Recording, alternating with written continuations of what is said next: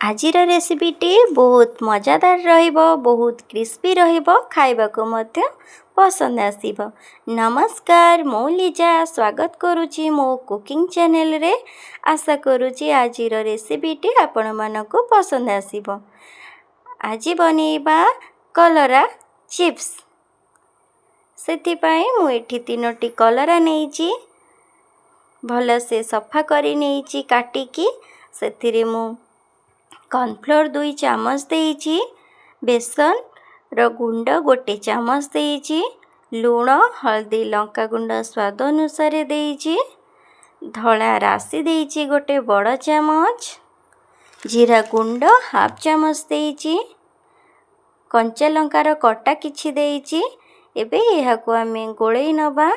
कड़ाई रे तेल गरम करी नबा। गोटे गोटे करी कलरा को पकेई छाणी नबा। कलरा को आमे लो फ्लेम रे देई छाणी नबा।